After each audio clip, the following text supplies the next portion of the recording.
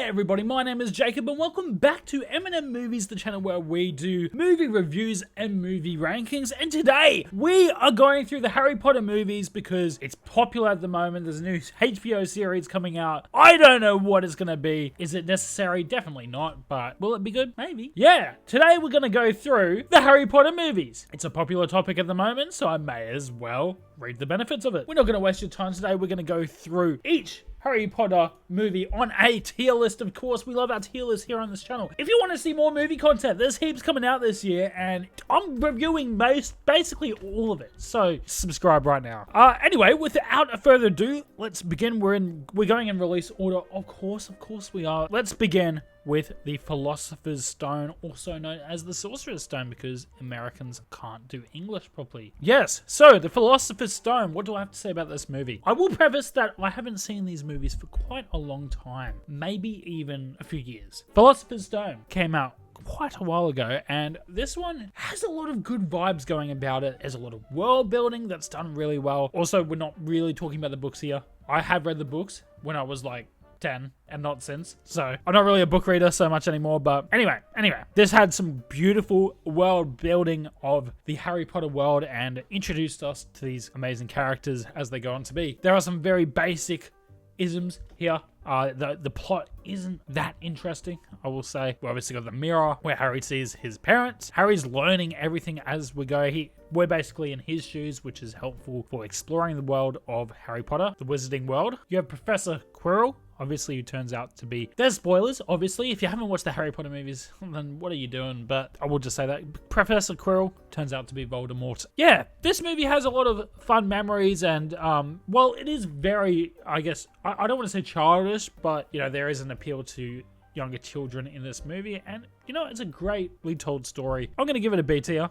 It's nothing crazy, it's nothing out of this world, but we do love it for what it is. Moving on, we've got the Chamber of Secrets. And yes, the Chamber of Secrets has lots going on. We have John Williams scoring all of these are phenomenal, but here it's very eerie. The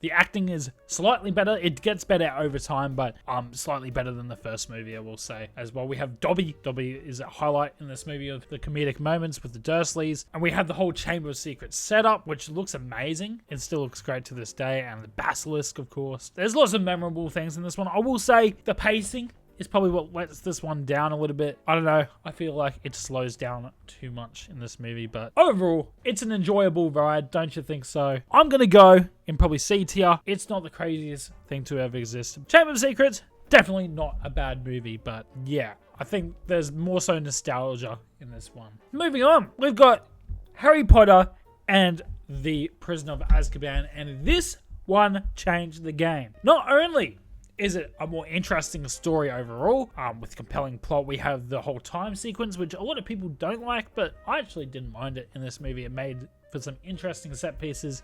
You have Sirius Black. We have Peter Pettigrew. Peter Pettigrew!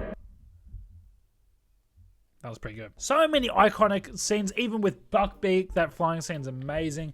Even if the CGI is, you know, things age sometimes, but even the direction, I forgot the director's name, I'm sorry, but the direction in this movie is the best in the whole franchise. What happens, man? It just is crazy. All the scenes of going through glass and using those as transitions between scenes is so well done. And just overall, it really sets up the feel for the later Harry Potter movies. And I don't know why they didn't keep that director, because he was phenomenal. I don't know if he's won any Academy Awards, but he deserves it. I'm just going to say it. This is by far the best Harry Potter movie. Maybe not by far, but it is the best Harry Potter movie.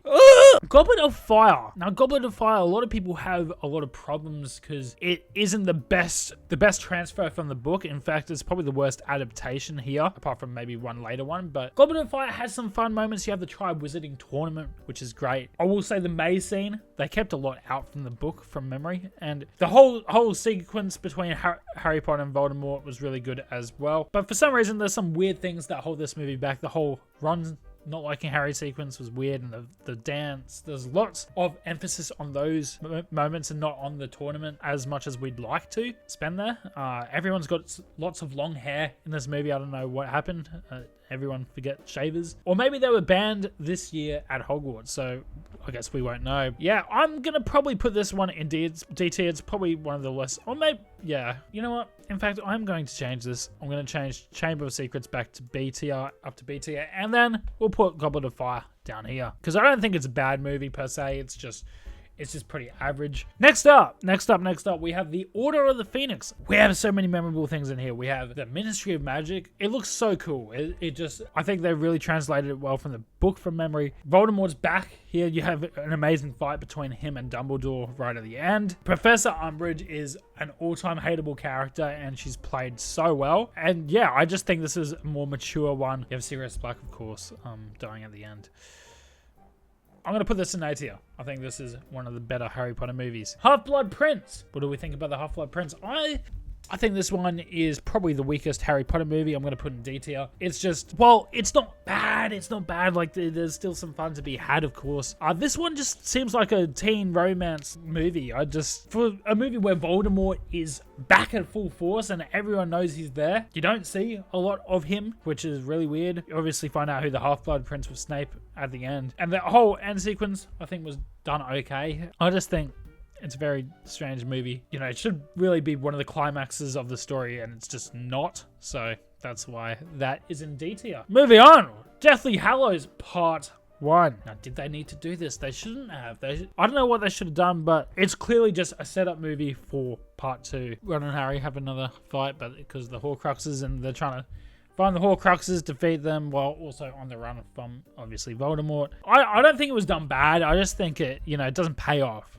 And, if you compare it to other successful, two-part movies, think of Infinity War and Endgame. Infinity War is better than Endgame, and it's Part 1. Look, if you're going to do a Part 1, you're going to have it pay off at some point, or some shocking moment, So, unfortunately, it's going to go in C tier. I think they kind of fumbled the setup for this. And then you got Part 2, The Deathly Hallows. And let's not waste any time. It's going into S tier. What a finale. Amazing, amazing stuff. The final battle at Hogwarts. Every part of it's just juiced with great character moments. We see the ends for these characters, and it's just amazing. Snape. I think they really did deliver on this one. Well, I guess it's not maybe as good as some finales like Return of the King or something like that. It's still really well done. And that's my mini ranking of the Harry Potter series. If you did enjoy this video, make sure you drop a like. Make sure you subscribe to see all the movies I'm going to be reviewing and ranking this year. And let me know your thoughts on the Harry Potter movies. What is your ranking? And is this Harry Potter series going to be good on HBO? I don't know. I'm not honestly confident. I'd be happy to be proven wrong, I guess. So anyway, guys, I'll see ya in the next one.